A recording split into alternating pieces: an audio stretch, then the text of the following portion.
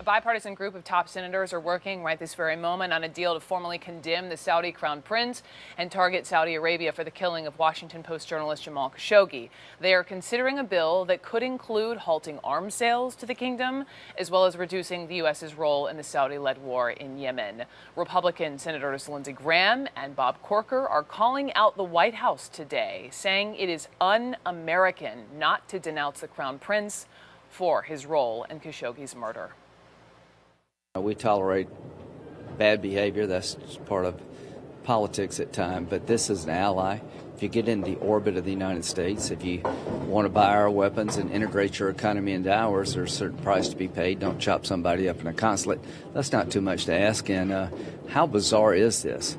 How crazy is this guy to think you could lure somebody to a consulate in Turkey, who basically is a foe of Saudi Arabia, kill him, and nobody would say anything about it? There's been no balance between American interests and American values. To use that as the reason that we're not going to say anything about this is just, it's un-American. That's not what we do as America. When we provide aid to other countries, we do so because we want to see good things happen in those countries.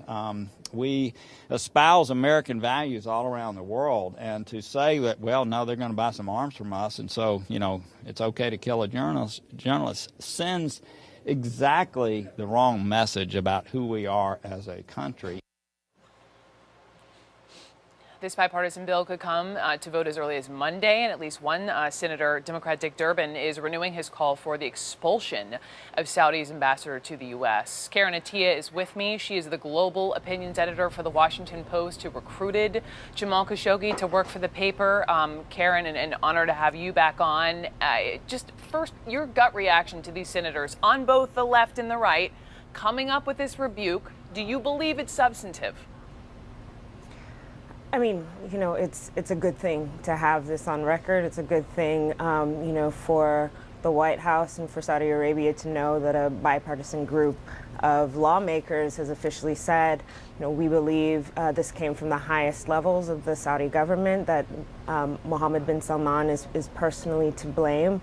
It is good that they've listed, what amount to horrendous acts, from the murder of Jamal to Yemen to kidnapping prime ministers. All that is good. I think my first reaction was that, great, okay, we're saying these things. What are we going to do about it?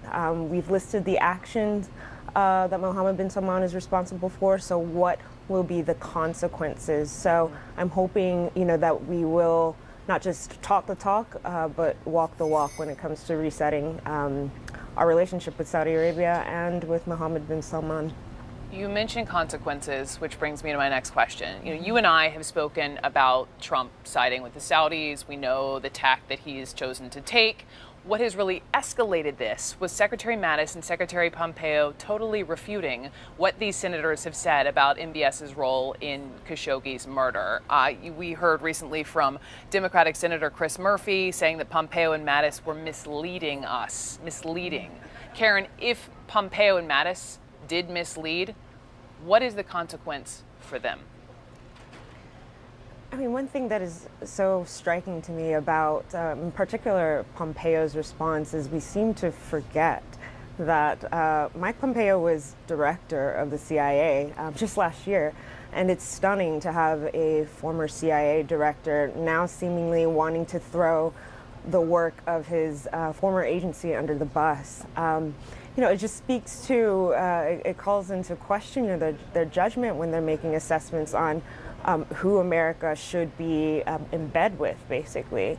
And so if we have so much evidence that's pointing to the violent tendencies, the recklessness of Mohammed bin Salman, it absolutely undermines, the credibility of Mike Pompeo and Secretary Mattis, and it only sets them up for further confrontations with our own lawmakers. It's silly. As far as consequences are concerned, what would justice look like if they are misleading?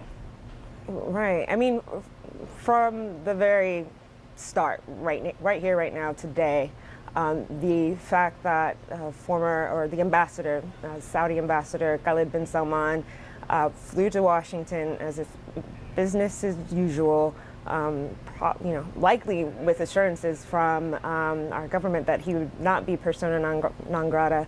I think that absolutely the first step is he should be expelled from Washington. He should be persona non grata in the United States. He played an active role in misleading the public, misleading all of us, and in luring Jamal to the consulate. So that should be first. Formally, yes, sanctions are a start, they're not an end. But definitely curtailing our support for the war in Yemen and calling for the freedom of activists and reformers that are still in jail unjustly, women activists that are being tortured. All of these things are necessary and must be done, I think. I haven't. We spoke last week, but we haven't spoken since the G20 in Argentina, and since Mohammed bin Salman showed up on the world stage. And I just want to remind everyone the scene that played out when he first saw Vladimir Putin, the high five, the smiles. When you saw this, Karen, what did you make of it? I mean, I think I tweeted. Again, for me, sometimes I try to laugh to keep from crying. It just sends a message of, look, bros before murdered journos, right? And the idea that was the only image of warmth that came for Mohammed bin Salman after the G20, it just puts him squarely in the club of global thugs, to be honest. And at the end of the day, it's chilling. It's chilling. These are regimes that get away with trying to silence journalists with brutality, and it's a chilling message that all of a sudden they're happy to be in the club with one another. And so I can't imagine that Jamal would have ever thought. He wrote last year that Mohammed bin Salman actually in fact is acting like Putin. He compared him to Putin at the same time last year, and so to see this play out is chilling for me on so many levels. Karen, Attiah with the Washington Post, thank you so much as always for coming on. I appreciate it.